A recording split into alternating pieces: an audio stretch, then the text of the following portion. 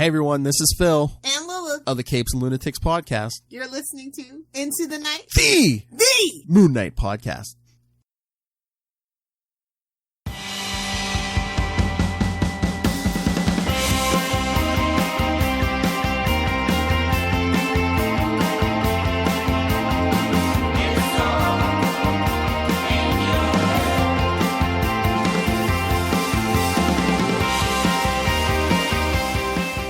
Yes, welcome back, Looney listeners. You are listening to Into the Night, the Moon Knight podcast. This is episode 189, and you are with your High Priest of Khonshu, Ray. Hello. And we have a first quarter moon up in the night sky. If you have a look now, just, part those curtains. And that means we are doing a Khonshu'S Relics segment. And joining me tonight is Valley Petruni, guest co-host and previous host in his own right, Josh Johnson. Josh, welcome back. Hey, what's up? Good to be back. Yes, it's been good. It's looking forward to this. This is a very different thing. Loonies, what we're doing for Khonshu'S Relics is something called the Moon Knight Inception. It's going to be a review of the reviews of the reviews of the reviews of the reviews. Anyway, you can go on forever. But before we get into that, a big shout out to the likes of Josh, awesome supporter of the show, and you, the gracious Petrunis out there. You too can become one. You can become a co-producer or an executive producer. Just please check out the the Patreon page, and all the links are in the show notes. I'll give a little mention at the end of the show as well. So a big thank you to Daniel, Justin, Derek, Wayne, Jordan, Josh, James, Russell, and Anthony. So yes, Josh is here right now in the Moon Knight studio, ITK studio, one of the Petrunis. Great stuff. A big shout out to the Fringe Night by Daniel Doing. He is actually one of the Petrunis. It's an original indie comic based on Erie, Pennsylvania's very own mysterious superhero. Josh, have you ever been there in Pennsylvania? Am I pronouncing it correct? Is it Erie? Erie? Erie, yeah. Erie. Erie, yep. I thought it was Erie, but I didn't want to be wrong, so I went for Erie. Erie, Pennsylvania. Go check it out. It's a self-published indie comic book. It's awesome by Daniel, and all the information is in the show notes again. A big shout out to Hello Headphones, empowering gamers to play at their best, and Dreamland Comics, the superhero superstore.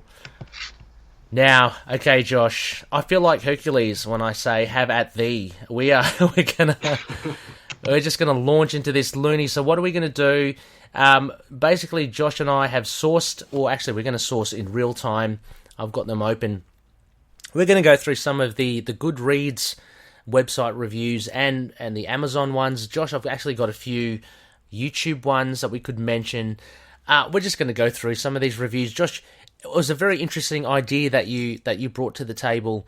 There are some very humorous, I guess, reviews of books that we know, and maybe potentially the reviewers were less familiar with Moon Knight.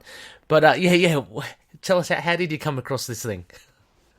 Sorry, so first, because I know usually for this segment you guys do like action figure kind of reviews and whatnot, and I only really have one action figure. It's the Marvel Legends, I think. Yes. The Legends, the 6-inch one. And I think you guys did it a while ago. Mm-hmm. And that's the only one that I have. I have a Pop Funko too, but that's not an action figure to me. That's all right. That's all right. I think you guys did it too a long time ago. Yeah. It's the Mr. Knight one. But I was like, well, what can we do that's sort of about Moon Knight merch?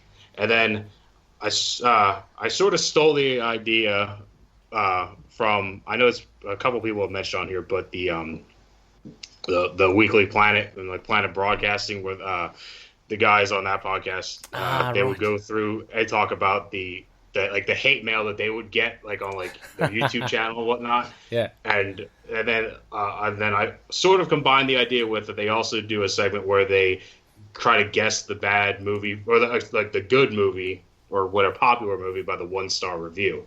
And I was like, well, wouldn't that be funny to try to do that with Moon Knight stuff, but based on the reviews, but really to give the reviews really give it away what it is. So it would just be funny just to go through and just read the bad reviews of stuff that generally the Moon Knight community really likes. Yes. Just because these people, we don't know if they're part of the group or not, or if they're real big Moon Knight fans, or if it's just something they read and felt like just putting their opinions out there. And it's also just funny to me, like, what they're people like this, like what they're trying to accomplish. Like, I guess just reviewing, but it's like you disliked it so much that you wrote 10 paragraphs about it on a site, and someone else may or may not ever read it. So that's why I thought this would just be a bit of fun just to do. And we're not like everyone can have their own opinion. We're not saying, oh, this is a bad opinion or whatever. It's just more so of what did you dislike so much about it that you felt the need to write about it? Yeah, no, that's fair enough. I know. Look, it may seem that we are having a little jibe at it, and by no means do we think that we have a more superior notion or judgment of the books. Again, everyone is entitled to their opinion. But as you say, Josh, it is interesting because I guess we're so invested in Moon Knight and the fans in the group and stuff that, we tend, it seems like we tend to know these stories and the runs, back to front. So when we look at a book and say, for instance, Moon Knight Volume 1, The Bottom by Charlie Huston and David Finch, generally regarded as a very good, like a great introduction or a return to Moon Knight into Marvel Comics. It's very interesting then to hear, like, reviews where it doesn't seem to be as impactful to some of the readers. So that's kind of the thing that you were going for, right, Josh? Yeah, and it also just to see like people who like aren't like big Moon Knight fans, like what's their opinions of these things, because again, everything's for everybody. Exactly. Well, do you want to launch us off then? I mean, there are plenty out there, so we're just going to have to just go through some of them, unless of course we want a 5-hour show. But, yeah, because this could be the whole. This could be like that episode 100 that's like 4 hours long. Yeah. Just by all the reviews. We don't really want to do that. No, exactly. And as you say, I think it's, because I was first looking at it, I think it's better, it's just more fun to look at the 1 to 2 star reviews. That's how I kind of went at it. Oh, exactly. That's right. I just clicked on the 1 star reviews and just went from there. Because, and really with like not so much like we're doing some of these from Amazon. Obviously, we're excluding the ones that are like, that they're about like the quality, like the physical quality of the book. Like, the cover was bad. Like, we're not talking about any of those. No. We're talking about just like the opinion of the story itself. The story, yeah. And it's interesting, as you say, that there might be new fans or know nothing at all about Moon Knight. It's interesting to hear. So, all right, Josh, why don't you kick us off with one of yours? All right. So I just have just my Amazon app open. I'm in the reviews. So we'll start out with the Moon Knight from the Dead. So that's the Warren Ellis run. Okay. Again, generally, let's just lay it out there. Generally regarded as a very good 6-issue trade, right? Oh yeah, definitely. So I mean, we know this. Seminal runs of Moon Knight. Mm-hmm. Alrighty. And the good thing about this Amazon site, you can just click, you can filter by stars. I love it. Oh yeah, as opposed to the Goodreads website where you kind of just got to scroll and I know they just kind of pop. I think they're in order of like date posted. I think so. Okay, it's kind of just a mixed bag. I think on that one, but all right. I don't know if I should read the person's name out or if we should just. Oh, maybe the first. Well, they put it out there. I mean, it's there. So, yeah. Fuck it. They put it out there. So if they're in the group, whatever, you know what? Then you get a shout out on the podcast. All right. So this review is 1 star review from Michael Logan. It's a little bit of a long one to start. Okay. So it's titled Please Marvel, Figure Out This Character. Excellent. Marvel, please fix Moon Knight. The stories printed here are nothing but single issue stories without any development of the character or anything to help grow the character. Each issue can pretty much be read individually without any background of the character. Maybe this is what Marvel wants, but looking at other characters, this is not good. Taking a look at the history of the character and what has been put out over the past 10 years, it seems like Marvel is trying to figure out what to do and still cannot. So just dissecting that paragraph real quick. Yeah, sure. I do think some of it, because it's a bit of a long, and I don't need to really read everything in this review, but just I think that's just a good summation. Like the things that he's kind of complaining about in there are things why I really like it. Absolutely, it's just individual stories. It's like I know I can see a little bit. Maybe it doesn't there's not a whole lot of maybe character developing. I think it's just a lot of this is kind of what the Moon Knight does, like different just Moon Knight adventures, which, like I said, I'm an older comics guy, is how comics used to be. There wasn't like didn't have to be a thread running through each issue. It's just every issue is just this is what Spider-Man is doing this week. Yeah. I think the point of difference as well with this, like Ellis, he really did, change the mold, and that's what is one of the defining things for me as well. Is like because around that time, we're talking about the 2014 something like that, when this come out. There's a whole thing about these comics are all just kind of serialized to make a trade. So everything's kind of connected really seamlessly. Ellis, he turns it on its head and he gives us nice 6 like one and dones, and I think they're great. And there is actually a tie between them all as well. So, I'm not too sure about that. It's a lot more subtle. But yeah, anyway. So the biggest thing here is that I guess this gentleman was just uncomfortable with these 6 single issues. But again, I think that's one of the defining things of this. Wow. Right. Yeah. There's more to this actually, but it's kind of comparing it to something with the darkness from Top Cow or whatever, and I don't really know what that is, so I'm not really going to bring it up. So I guess we can just. I think that's really the gist of what he did. He just didn't really like how it's just individual issues and whatnot. But he does say something good about the bottom, comparing it. So at least you like that one. Okay, that's good. Well, again, the bottom is very much like a continuing saga, isn't it? The first 6 issues. So again, yeah, we're talking chalk and cheese, and I think he was used to that kind of storytelling. Because again, sorry, if I can just say, Josh, as well, another big thing. If I go to the other side, All-Star Superman, 12 issues. Those 12 issues can generally be seen as separate stories as well, but works brilliantly. There is a very subtle thread throughout them all. Anyway, so all right. Well, I'm gonna jump to the bottom then, Josh. The Houston run. I'm gonna cite something from Goodreads. This is from James, only the first name. 1 star. Okay, recommended for people who like horrible comics. This is how he starts. Marvel tries to find its own Brad Meltzer in Charlie Houston and fails miserably. The book shows promise in the first 5 pages, making you energized about this character that is so much more than a lame Batman ripoff. Unfortunately, on page 6, you realize he is just a lame Batman ripoff. All the grit just added. Repeat the same thing you just said. Don't worry about it. Yeah. All the grit added doesn't make the character interesting. It just makes him tired and cliche for a character rebirth.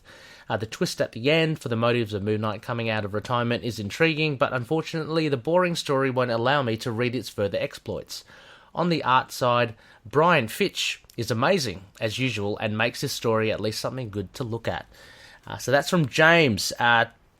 A total cock-up of David Finch's name. So, unless he was reading something else, and there is an alternate version with Brian Fitch as the artist. But yeah, I don't know. This just kind of astounded me, Josh, because of the very reason that, as much as I kind of revere the bottom, I thought it was a really cool first arc, but obviously not from this guy. Yeah, I guess if you don't really know. I guess if you haven't read Moon Knight before, well, we always do say it is a good launching off point. It can be kind of confusing if you kind of don't really know, if you don't really know anything about. For some people, I assume if you don't really know anything else prior to that, it can be kind of a little confusing because, we just looking on this guy who's just completely fucked up, yeah. So I could sort of get it. But that was the ones that I screenshotted too. I like how he recommends it, and then for people who like horrible that's a good attention grabbing. Oh yeah. Title there. That's a good sling as well, But the other thing I found interesting is I'm just trying to find his one now. I think he wrote that. Here we go, 2008. So we're talking only a couple of years after the trade was released.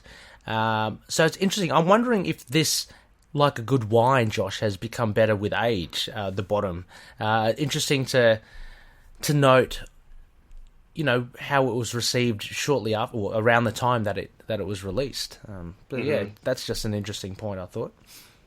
And the funny thing about doing this stuff is also, like you said, this is from 12 years ago. Like, I'm sure, like, this guy probably doesn't even remember that he even wrote this or whatever. Who knows? He may even go back and reread it and, like, forgot that he even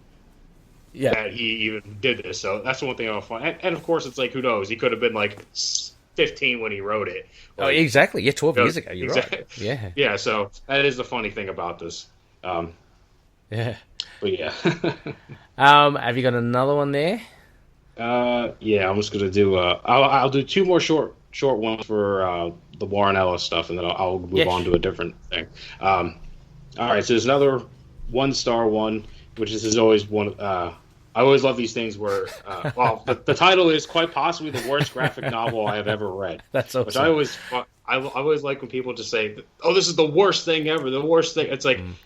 There's a lot of shit in the world. I know. And you just like I know that's just a thing people say, but I never use it. It's really annoying. But it's a big call. It's a big call, isn't it? Like you are pretty much saying that out of all your life experience, this is rock bottom, which is just anyway. So, let's see. Quite possibly the worst graphic novel I have ever read. Okay, so they just took the first sentence of their actual review and put it as the title. Great. The artwork was good, right? But the writing was terrible. Hang on, can we just stop? Sorry, can we just stop there? That second sentence. So it's quite possibly the worst graphic novel he's ever read, but the artwork was good. So anyway. Anyways, I guess you technically don't read artwork, but still, yeah. Oh, true. And then he just finishes up saying, "An injustice to the hero known as Moon Knight." Wow. Okay. Well, I'm trying to read into this gentleman here. Maybe he is a classic fan, potentially. You know, it seems like he knows Moon Knight. That last sentence, "an injustice to the hero known as Moon Knight," seems like he must know there's an injustice if he can kind of compare how Warren Ellis's run has treated the character. So, yeah, I don't know. I mean, the Moon Knight I know is a guy who is a protector of the people of the night, wears white so people can see him coming, and has a little bit of weird mind stuff. Yes. And that's all in that. So I don't know what he's really comparing it to. Exactly, that's all in there. Yeah. It's strange. And you had another short one? Yep, and then I have another short one here. This is from Mr. Dangerous. 1 star, just simple, not good. I don't understand how this is getting great reviews. It was awful. What happened to Warren Ellis? Plot and characters super thin. This was not an interesting take on Moon Knight, who seems to be a hard character to give a good run on. Wow. Zing. Yeah. Again, generally regarded as one of the more memorable runs. You ask people, how should I be introduced to Moon Knight? People do refer to the Warren Ellis run. It's concise. It gives you a great overview of the character. It doesn't bog you down with too much detail, as in like I can't understand what's happening because I need to have read 200 issues before. It really gives you everything. So yeah. It gives you a little bit of, like I said, gives you some ass kicking, gives you some of his like with the whole Khonshu sort of thing. Yep. It doesn't do too much with the split personalities, but they're there. And well, I guess you have the Doctor kind of explaining it. You have some weird sort of acid trippy kind of stuff with that sleep issue. Mm-hmm. So it's like you get a whole mixed bag of different things, of all kind of stuff Moon Knight deals with. So it's like, what do you want? Like, what else could you possibly want? I mean, and as well, just further to my statement before about how it's kind of connecting, what I kind of meant was that for the fans as well, there are those nice references.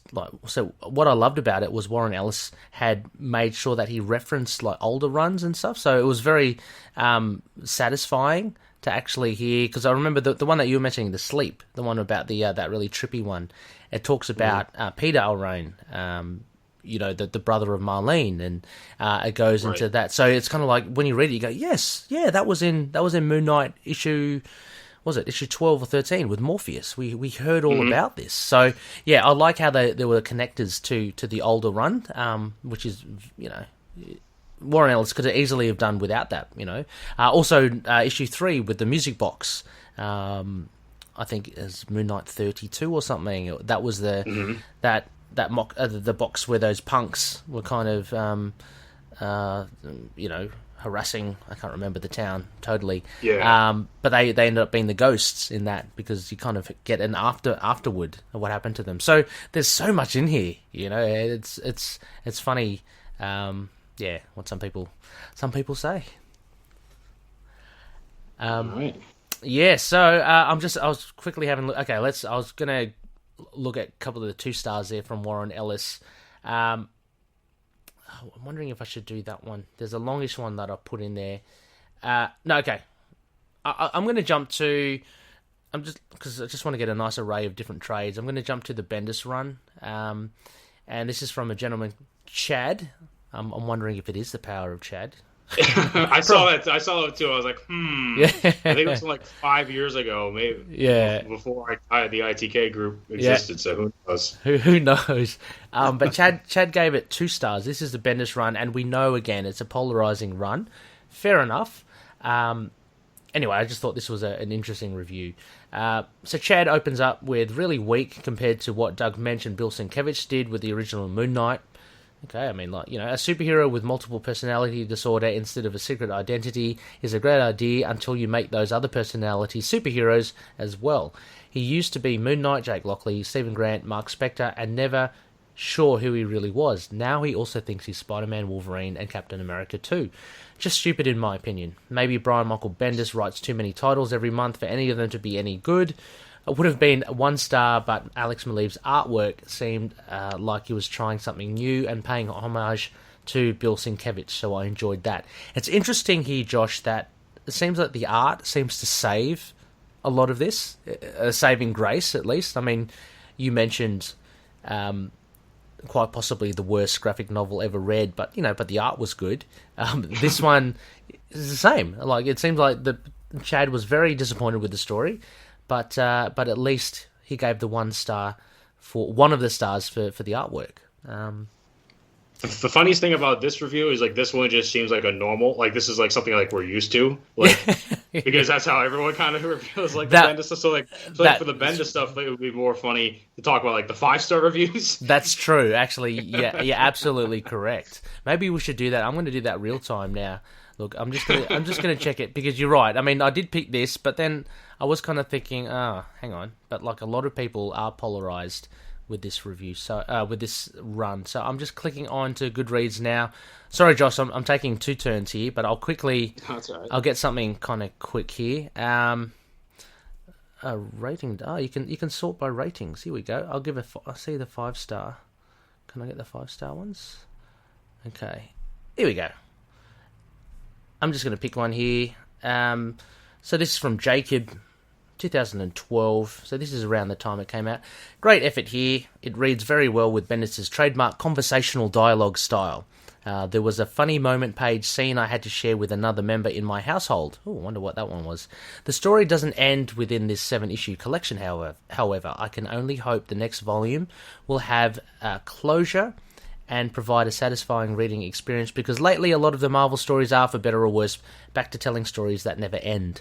That's funny. Marvel feels justified in taking this approach because it worked so well for Stan Lee, 50 years ago. There you go.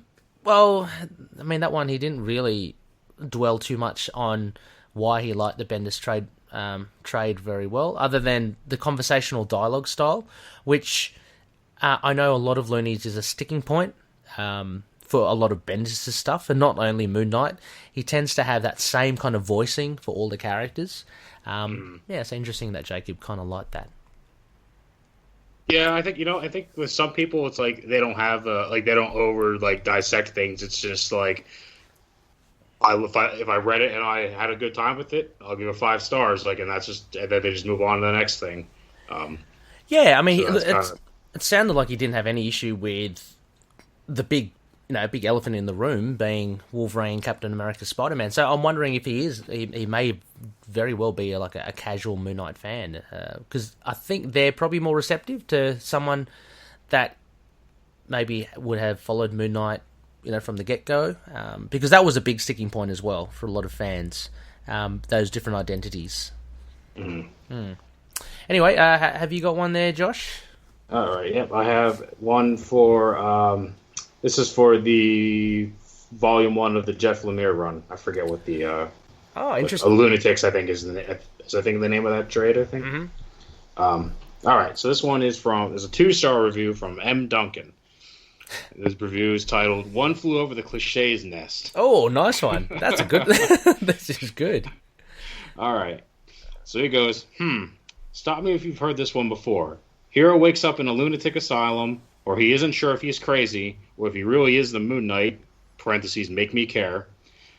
Cue lots of tiresome dream sequences, and is it really happening sequences? And it all builds up to a thrill-free climax. We don't really know what's going on, and don't care either. As bad as the plot and characterization are, there isn't any. The dialogue is even worse. Boring, cliched, and stuff no one actually says in real life. Samples. You're a dead man, Spectre. Something in French, so I'm not going to say that. Let's rock! I have some unfinished business. The art is pretty good, I suppose, but it generally isn't comics these days. Page layouts are nice and clean, too. I don't read comics frequently enough anymore to know if this book is overall below or above average. Probably average, but on any other metric, just terrible. You know, we've got to thank M. Duncan here because he is coming in fresh, as he says. Like, he doesn't know where his review will land. Like, he's giving a pure, honest. He has not been tainted by any other kind of influence of this book. But what I found really funny in this, Josh, is that he kind of attacked Jeff Lemire's, I guess, writing and the script, and he picked just really, really arbitrary comments, for examples of the dialogue. Like, you're a dead man, Spectre. I don't get what he's trying to. He's saying that those are really cliched, like zut alors in French. I don't know if that's a cliche or not. Let's rock. I don't know. I have some unfinished business. I don't know. He could easily have written, "Hello, how are you?" I'm sure that's in there somewhere. Yeah. Yeah. But at the same time, it's like, but that's how comics always are. Like, do you really think, like, back in the 60s, guys were calling their wives, "Come on, woman," or wives would be like, "Oh, how are you, man of mine?" and stuff like that. Yeah. No one, like comics are filled with that kind of shit, like stuff people would never say. And so are movies. Any kind of fiction is made up with stuff that people don't say, Yeah. So I don't get, and even his examples, it's like they're not that far fetched. No, they're not. I mean, like, okay, a hero. Stop me if you heard this one before. Hero wakes up in a lunatic asylum where he isn't sure if he's crazy. I don't know. Am I missing something here, Josh? Like, is that like a cliche? Like, do you know? Has Batman done? I don't know. What was he referring to? Yeah, I don't know. I mean, I'm not. I'll sort of agree. I think that it can be kind of a cliche. Maybe not something. It's sort of, I say if it's like a cliche idea where I think everyone will be like, "Hey, wouldn't it be cool if this guy woke up in an asylum like where he's supposed to be crazy, but he's not sure if he is?" So I'll agree with that. But it's like, but he's saying that all this stuff is bad because it's so cliche. But it's like, you know why I like this run a lot? Because it's a hero wakes up in a lunatic asylum. Yeah, he can be kind of crazy, but he's not really sure. Yeah. Guess what? That, to me, that's appealing. So yeah, that is as well. I mean, and again, I don't want to come off as like defending after what we're hearing this, but you look at the ideas after that as well of Crawley being on the raft of Anubis and stuff, and the other void. I mean, those aren't cliched ideas. I think I think they're great. So there are a lot of fresh ideas in the first volume. And again, sorry, I haven't read this volume in a while. I might be dipping into volume 2, so I do apologise if I've overstepped the mark there. But yeah, interesting thoughts there from M. Duncan. What I'm going to do now, I might just because there are some really cool humdingers here, I'm going to just jump to YouTube, Josh, some that I've kind of saved here,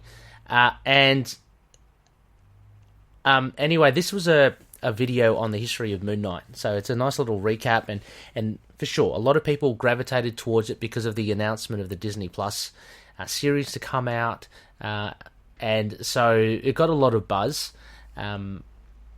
Anyway, I had to laugh at this. Two things. Okay, these are short. One is from Big Crow, almost a year ago, and this is his response to watching the video. This dude sounds lamer than that sparkling vamp playing Batman. Do you know? I have no idea who he's referring to. Is he referring to Robert Pattinson? Oh, okay, right, there you go. See, I'm pretty bad on the uptake there. I was trying to think of who's a sparkling vamp. Okay, you probably had us. There you go. Anyway, so that was his thoughts on Moon Knight. I guess he's not a fan. And second, I thought I'd go the polar opposite of someone who was a massive fan, apparently. Black Koshinomi, this was a year ago as well. After having listened to the video, I guess I'm a rare species because I always knew who Moonlight was. I guess being a fan of Marvel Comics is rare now. So a little bit of a gripe there, I guess, because I think the video was touting how Moon Knight is generally unknown. But what I found, Josh, is, well, a lot of people love to jump on and say, they go straight away, I've been a fan since 1980. I've been a fan since 1975. Yeah, well, that's how all fan bases are. Yeah, like, they are. I was around before you. I was a fan before you were even born. Yeah. So what? Who cares? You think I can control that? Like, exactly. Yeah, it doesn't matter.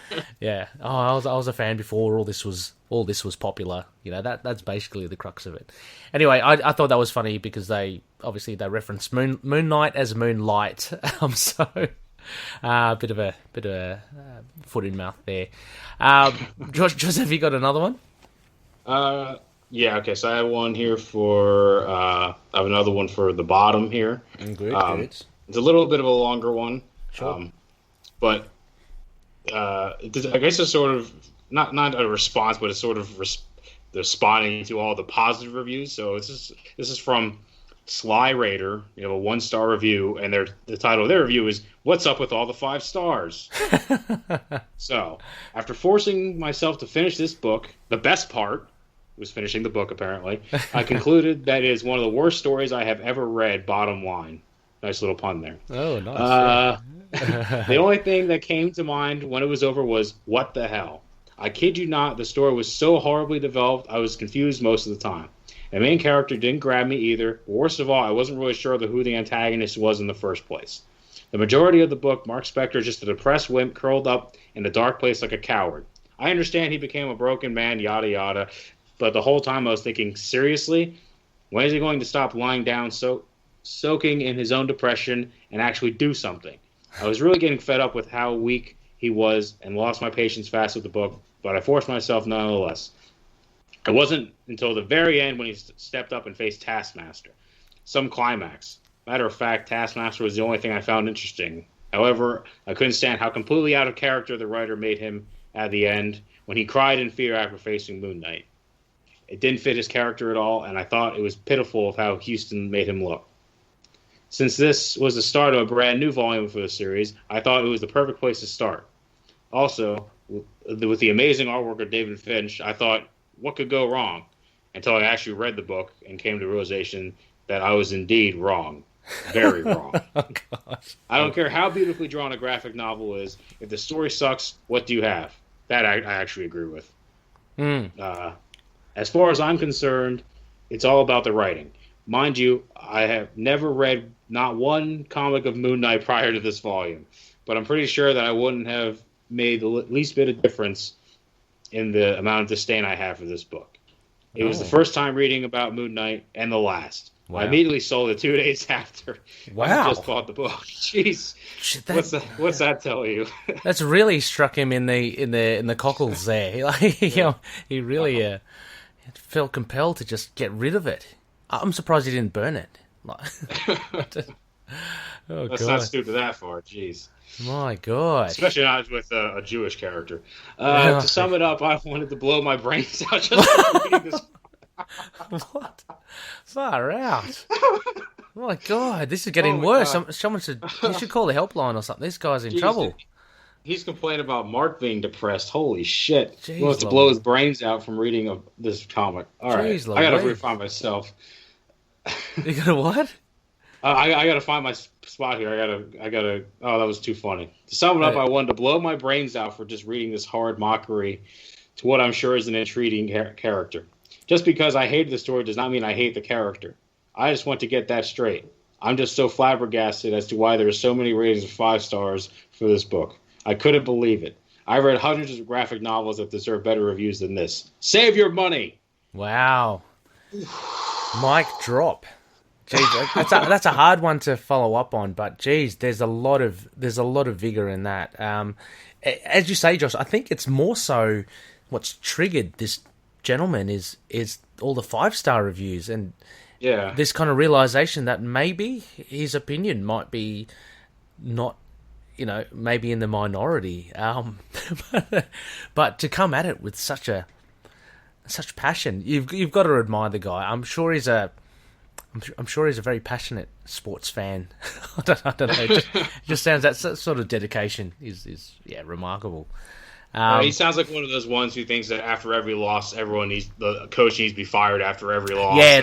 Yeah, that's what I'm kind of thinking. Yeah, jeez, it's kind of like a knee-jerk reaction. I mean, to sell your copy and to consider, ending it all after reading it is, I think he just can't make sense of the world. It's crazy. Yeah. That's a hard one to really, follow up on here, Josh. I'm going to go back to Goodreads. I'm looking at another Lemire run. Again, kind of looking at generally runs that we think are pretty good. I believe this one has... Oh, I could be wrong. Actually, I'm probably wrong. This is volume 3. This is what ties it all up, So, Sarah Spice, she rated it 2. And she says, Jeff Lemire, please show us in the Moon Knight where they hurt you. A writer who uses characters as therapy. Sometimes it works, sometimes it doesn't. Really a 2.5 really a 2.5. She's given a 2.5 because the art is gorge, and again the art seems to save it. So a lot of people actually. This is something, Josh. A lot of people aren't fans of the Lemire run because of Lemire's tendency to be kind of melancholic and everything. I don't know. What do you think? Yeah, I guess, and I know it is pretty wacky. Like it is because of all is it real? Is it all in his mind? Who knows? But I mean, again, that's what makes it appealing to me. Yeah. So exactly. Look, sorry, Josh. If I can maybe redeem myself somehow, I'm going to go to the one because I'm really interested. It's volume 2 of the Lemire run where we get James Stokoe, Wilfred Torres, and Francesco Francavilla. Gorgeous art, So I'm just keen to see if people like the low ratings, what they have to say. Okay. I wish I found something like yours. I mean, okay. For the most part, what I'm looking at, they're pretty negative, but they're kind of still polite about it. So it's not that fun. Okay. It's the insane ones that are fun. Yeah, exactly. So I'm going down to ratings 2 here. Okay, hang on. Let me just try a ratings 1. Sometimes a ratings 1 they just give the 1 star and they just piss off, like they don't want to say anything. Okay. Or they just do 1 star, worst ever, and then move on. It's like great. I'm glad you did that, wasted your time. You're not giving any reason on why you don't like it. You just say it's the worst thing ever, move on. Which I guess is that's very the internet, I guess. But yeah, exactly. You put your 2 cents and off you go. I mean, I know I rate stuff as well, but I can't be bothered to write too much about it, so I just rate it and go. Here's one for Ramon. Okay, this is a 1 star for the Jeff Lemire Reincarnations Volume 2. So again, we have that beautiful art that I mentioned. A lot of you loonies will know that, and will know this middle section, which I thought was brilliant. I think it's probably my favourite bit of the Lemire run. Anyway, even with some nice art, fair enough, 3/4 of this book is aimless, meandering before we get to the last chapter. I don't know if it's padding or just realising that in 9 issues over just as many months, barely anything has happened. Don't they owe us a story? Most of this should have taken 1 issue at most. So there you go. I don't know, Josh. Any thoughts on that for a Lemire run? Which I think, you can argue it's not a conventional story, right? It's very introspective. So you're not going to get guy A goes to scene A and B. You're not going to get Act 1, 2, and 3. It's not going to be as cut and, it's going to be as formulaic as that. But yeah, some people, I guess they don't like a different sort of story again. Yeah, again, I think it's just I think that run could just be too wacky for some people. Some people just like things that are really just cut and dry. It's like a guy goes and he beats up bad guys, and that's all. Like that's all that they like. Yeah. Yeah. I got like that volume 2. That I really like. I think if I had to pick like my favorite of like the trio of like the trades, I think the first one's probably the most interesting to me. Okay. But like that second one with. I know it was like where all the personalities are kind of mixing together, yes, like interacting with one another. Like that's where I was like, oh shit! Like that's like where I really got like this is actually really pretty awesome. Yeah. In that second trade, so it's like to me like that that's why I really like that one. But yeah, like I said, I think it could just be too wacky for people who just like stuff that's really cut and dry. Yeah, no, absolutely. Again, a quiet taste, and everyone is everyone's to each of their own for sure. All right, Josh, how about like you do one, I'll do one, and then you do one final one, yeah? Alrighty. All right. All right. This is just the next one I just had open, so this will just be my last one. This is about the volume 2 of the volume that follows the Warren Ellis runs. This is by Brian Wood. And this is them basically complaining, saying that, this is obviously not written by Warren Ellis. And this is from Edward Collette, which, like this run, the Brian Wood run, I think it's pretty good. I love it. Yeah. I agree. I don't think it's as good as the Warren Ellis run. Because this one, of that whole volume, because like it starts out with the Warren Ellis have his 6 individual stories, and then Brian Wood does sort of a straight through story that goes through, and then it goes back with Colin Bunn to each individual stories. Yeah. But anyway, so this one from Edward Collett, 2 stars, obviously not written by Warren Ellis. He said this series did not carry the interest and appeal of Volume 1. The change in writing is really apparent. I personally dislike the issue number 8 in this collection, as it was done as though seen through a phone. While I commend the writer for trying to do something different, it came off really poorly, as the art and off-panel colored war ballooning were both hard to follow and really distracting. See, now I really like that issue 8. Like that's the most interesting one in that opinion because it does something different. Yeah. No, exactly. Yeah, it's I can't really recall a lot of the Greg Smallwood art and those therapy sessions. But yeah, issue 8. Sorry, can you remind me, Josh? That's the one where it's in the new World Trade Center and the guy with the bomb. Yes. Oh, and those multiple panels showing the activity of people, right? Yeah, so it's like it first starts off, it's like someone recording on their phone, and then it's like news coverage. And then like security cameras and people up top recording on their phones. So you see it from all different angles, and he has like those little spider drones crawling up the wall with him that you never see again. Yeah.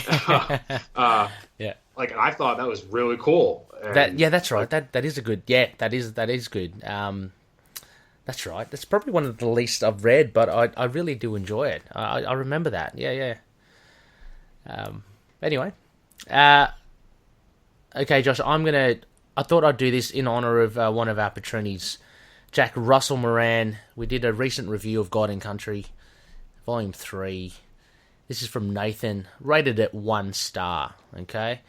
Moon Knight's third adventure is yet another boring tale that does not develop Mark Spector. The series focuses on another idiotic villain who was recently released from prison. He's got here Black Knight. I'm sure he means Black Spectre. The artwork is horrible, so I'm not going to even mention it. The story is too long and drawn out, and the relationship between characters is unrealistic. Marlene knows the Black Spectre/Knight somehow, but it never builds up to anything. Marlene is engaging in non-commitment sex with Mark simply because she's in love. She's his love interest, and there was no indication that their relationship was mended in previous issues. Black Knight Spectre wants to live straight but becomes evil simply because Moon Knight needs another villain to kill. The conclusion is very unsatisfying and is only made worse by the horrible artwork. There you go, Nathan. Not a fan then. Not a fan of Dane Whitman, Black Knight. But to be fair, Black Spectre, like, if you had put them side by side, like, who do you think is Black Knight? I would say for sure, Black Spectre, because Black Knight, while I like the character, his costume only sort of screams knight and very little black in his costume. Yeah, so fair I can understand that confusion. That's true. That's true. It's the same like with people make mistakes with Bushman and Bushmaster a lot. Yeah. So anyway, there you go. Russell will be interested to hear what your thoughts are if you want to respond to this 9-year-old review. It was released in 2011, so maybe Nathan's changed his tune. Who knows? All right, Josh, have you got one final one there? All right, I have a secret one that I want to do. Okay, good. And this isn't about a this is about an action figure. All right. Okay. Ooh. Okay. So this is actually about the only action figure I have, which is the 6-inch Marvel Legends Moon Knight. It's basically a figure of the Declan Shalvey Moon Knight. All right. So this has been a little bit of an adventure here. So cool. I was just scrolling through, and really with most of the reviews for action figures, it's mostly I got it and it was broken or it's missing a piece and whatnot. So that's generally like why you didn't really do any figure reviews, because that's really all it is. But this one really, it's insane.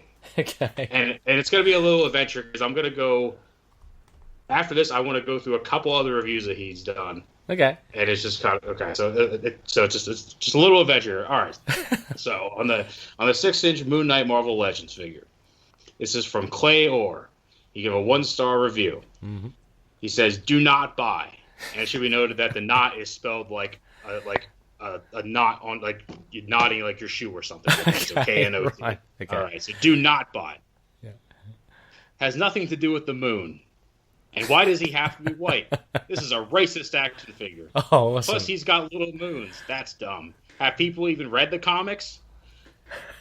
Yeah, he looks just like the Warren Ellis Moon Knight, Declan Shalvey Moon Knight. Yeah, and have you read the comics? Yeah, crescent darts. Little moons. Yeah. And of course, because he's white, even though this figure is, I would say the color ratio is about 60-40 with black and white. Well, of course, he's a racist action figure. Clearly racist, it is. Jeez. Oh, that's terrible. Was that it? Was that the review? Yeah, that was his review. Oh, God. Complaining that it has nothing to do with the moon, despite there being little moons in there. Yes, it has nothing to do with them. And if you look at the armor, all made up of crescent moons. Yeah. Yes, and then have people even read the comics? So, and then the funny thing is, I see it says 5 people found this helpful. So I assume the helpful button is just like the like button, I guess. I don't know. Yeah. I guess. Well, maybe he's got 5 different accounts. I don't know. Just, So when I read this, I was like, especially because it's like, of course, it's saying, oh, it's a racist action figure, and one has nothing to do with the moon. Why does he have to be white? Yeah. And then, people even read the comics, yeah. Exactly. Pretty much with that kind of statement, I'm like, this guy has to be a troll. Yeah. So I clicked on his profile here. So he has 5 reviews. Oh. So I'm just going to read through reviews here, okay? Please do. All right. So the first one is for a Purity Screen Protector for Apple iPhone 3-pack. 5 stars, great for the price, works great, scratched pretty easily, but that's why I bought 3. Or why I bought the 3-pack. Okay. Normal review. Not insane. No, he's happy. He's happy with that. He's happy. Yeah. He's happy, even though it scratches easily, he bought the 3-pack, which, it's smart. Don't buy the one and then have to buy another one right away. Buy 3 so you have 2 extra. He's a planner. He's a planner. Yep. All right. So this next one is for smart plug, Wi-Fi outlet, mini socket, work with Alexa, blah, blah. I guess it's like a socket you plug into I don't know if you plug it into the wall, but it can also access like your Alexa and Google Home and whatnot. I don't know, something like that. Right. 5-star review. Oh, Highly recommend. Didn't realize how useful they were until I started using them. Love this device. I use it on my media server to control the power when I'm away from the house in the event of power blips. My wife, he's married, good for him, uses a few on various outlets in the house with fans, lights, etc. All controlled by the Smart Life iOS app. Integration is fantastic. Alexa handles it from the content, handles all from the comfort of my own couch. Definitely buying more of these specifically. fantastic. So, another normal review. Good. I'm glad he's doing normal reviews. Clay is loving life at this stage. You know, he's enjoying it. Technology's working for him. He doesn't have to get out of the couch. You know, even his wife, happy wife, happy life. He's loving it. He's enjoying it. His phone's protected, and you got extras in case. So, oh man, so life can't be any better. Yep. All right. So now we're going back. Okay, so now are we going to a dark place now? Or? Oh, yeah. Well, so the one before that. Now these, the first one was from 2020, and the other one's from 2019. Okay. So now we're getting back to the Moon Knight review, and that was from 2017. Mm-hmm. All right. So we already went over that one. Yep. So he's bought another Marvel action figure. Oh. So this is the good. So he bought in 2016. He reviewed the Marvel Spider-Man 6-inch Legends figure, and this is the black symbiote spider suit. Cool. So for Black Spider-Man. All right. Oh, 1-star review. Okay. Oh. Black Spider-Man isn't what he should be cracked up for being. This figure is meh. Shouldn't have purchased it because now I can't pay rent or buy my baby's food. What? I don't know why the figure has to be black either. It's 2015. Why can't we have figures that represent all the races in America, like Mexicans, women, and children? Wow. I'm glad he's clumping in women and children as races. Yeah. I'm so glad he's such a trailblazer with, holding the flag for, doing the right thing for everyone. That's great. Yeah, it's good. I like how he's saying it's 2015, but he's also reviewing this in 2016. I don't believe Marvel should be making such racist characters that are painted to look like Spider-Man. The figure doesn't even look like... Oh, sorry. Yeah, the figure doesn't even look like Spider-Man either. I'm in a Marvel Legends group on Facebook, and I know my Spider-Man's for serious business. Whoa. Really? I highly doubt that. Yeah. If he's in the Legends group, I mean, surely he'd know that Legends release past, present, designs, right? Yeah. And this fixation on racism, because Spider-Man's in a black suit. I mean, surely he doesn't believe a black suit means. Well, how is it? Yeah. Anyway, I'm just saying. It's bizarre, and he also says how it's like I don't know why the figure has to be black. It's 2015. Well, I'm assuming Spider-Man came out in 1984, so you're 30 years too late to be complaining. For one. Yeah. I mean, but that's what I'm thinking. He's edging towards, right? He's going, why is it being released now? Isn't that it? Like, he's like, why is it being released now when he was like in the black suit 30 years ago? I have no idea. I don't know. Yeah, but I think this is, and he can't pay his rent now. Like, it's for anyone that has bought these action figures, you know what you're going to get because it's a see-through cover. You know what I mean? There's no mistaking what you're going to buy when you take it off the shelf. So I don't know the sort of collusion that happened around him that forced him to buy it, and then him opening it up at home and going, hang on, this is a black Spider-Man. Why did I end up with this? Why did I fork out good money? Yeah, so anyway, that's funny. And the funny thing, he also says, like, I don't believe Marvel should be making such racist characters that are painted to look like Spider. So, like, I don't even get what he's saying. That is a very strange comment. So this is why I thought maybe he was just trolling, but then that's why I went and found those other normal reviews. So, I mean, granted, there's a 3-4 year difference. Maybe, I don't know. Like, maybe he changes the person, but it's like, I don't get it. So outrageous. I have a theory, Josh. Maybe the smart life is not all it's cracked up to be. maybe he tried to turn off the lights. He tried to close the garage door using his phone. It didn't work. He's having a bad day, falling down. Maybe he couldn't see that it was a black suit of Spider-Man because his screen protector was so messed up. It was like scratched right there, so he thought he was just and he regular Red Blues. Yes, he probably used all of the 3 protectors. He's gone through them.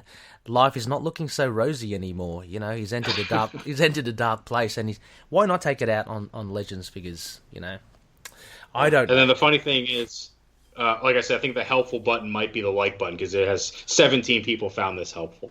Wow. So I think people are just like they're kind of reacting how we are, and it's like I don't know if like it puts like helpful reviews into like a category or something, so like people can like go back and look at them or show people. I don't know. But yeah, he's just insane. Man, did you say there were 5 reviews? Wasn't there one? So I have one more. Okay, here we go. One more, and this is a short one. Okay. But maybe the most bizarre. I don't know. Okay. All right, so we have one more 6-inch Marvel Legends figure. Cool. And this is the Jackal. The Miles Warren Clone Saga Jack. Okay, so it's obviously you must be a Spider-Man fan then, obviously. Yeah. So he's gone for Moon Knight, Black Suited Spider-Man, and then the Jackal. Very now, rare. it should be noted, the other ones are verified purchase. This one is not. So who knows? Okay. But he did review this the day before the Black Suited Spider-Man. Okay, fair enough. So this is the first one that he did. Yep. So give a 1-star review, and just the review just titled 1 star. Mm-hmm. Don't like the figure because it doesn't fit in most places without lube. Not a good purchase. Jeez, I don't know. Unless he's saying like it can't stand without like gluing it down, like. Oh come on! I'm not getting that at all. I'm getting something else. No, exactly. That's like This guy's got a wife and he's got a wife and kid. Do they know about this as well? I have no idea. Freaking hell, eh? Oh my god, that's why I was like, I have to just talk about all of these, just because it's like the Moon Knight one was insane itself, but these other 2 are just like, wow. Oh my god. That Moon Knight one was just the door that just opened it up. Exactly. Oh my god. We know he loves his technology, but we know he's not fan of the Legends figures unless they're able to be lubed up properly. I don't understand. It's I don't know. Fantastic. Clay. I don't know if he bought other ones. Like, I'm just curious. Like, what else has he bought? Has he bought other characters that he just didn't review? Do the other ones go in places and like they don't need lube? Like, what's the deal? In a very strange turn of events, I'm trying to think of figures that that can be lubed up and shaped appropriately. I don't. Anyway, I think we should just end there. I think we should. Yeah. Okay. Clay. Fantastic. We've got to get him on the show. He's the next. You get some help. Jeez. Go see Dr. Emmett in the asylum or something. Josh, I think we've got to continue this investigation as a whole. I'd love to do this again. Maybe look at some more volumes, or maybe even if it goes beyond, and maybe other trades that Moon Knight's in. This has been pretty fun. So no, great idea, and I'm glad that you bloody ended on that one. I think you certainly have got the more humorous reviews out of this. So no, great stuff. Well, that's why I said the insane one's the funniest ones, because some were like, oh, well, I didn't really like this and whatever. It's like, okay, I can see that, but it's like, well.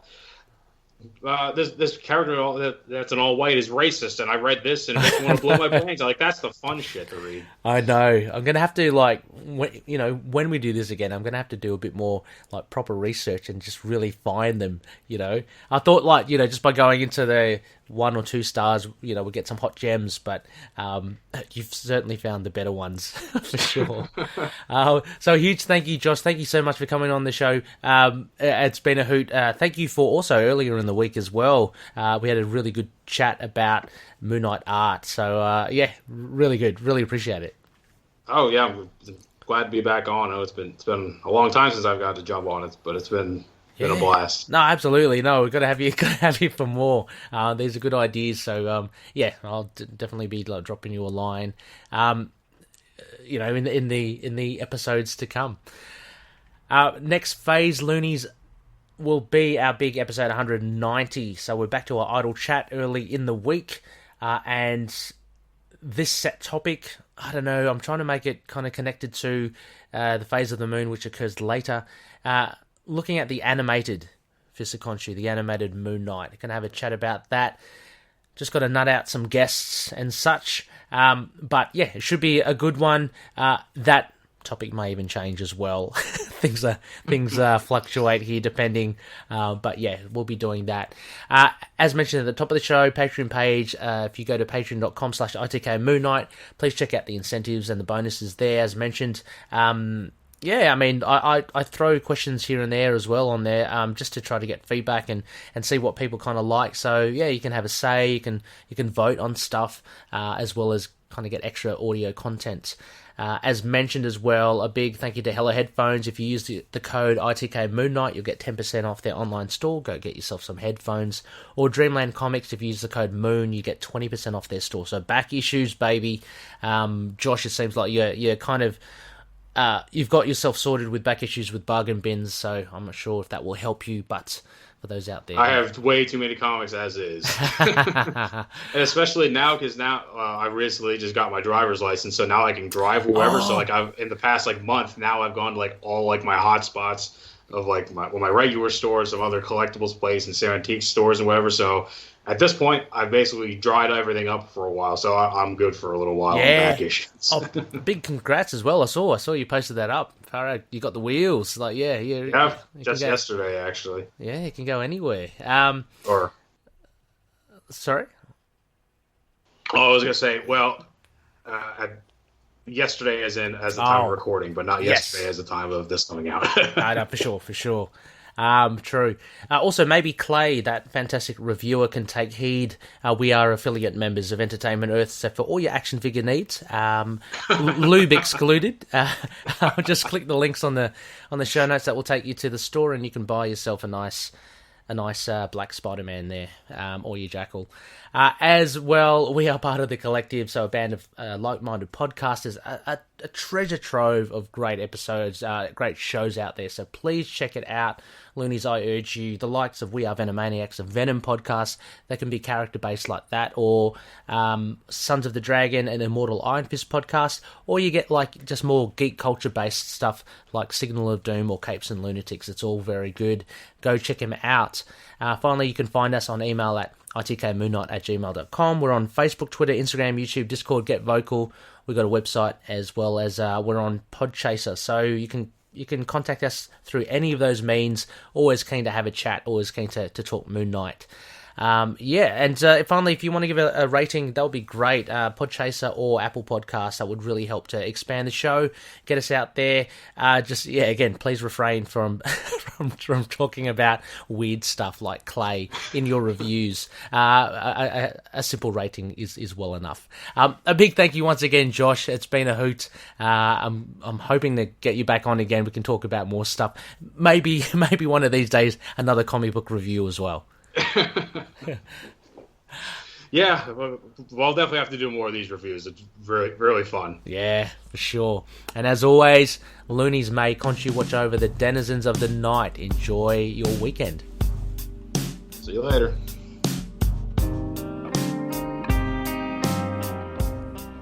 Moon Knight and affiliated characters, stories and events are properties of Marvel Characters Incorporated. Materials used and discussed within the podcast are intended for critique and review purposes only under the fair dealing concept of the current Copyright Act. The views, information or opinions expressed during the podcast are solely those of the individuals involved and do not necessarily represent those of the copyright owners.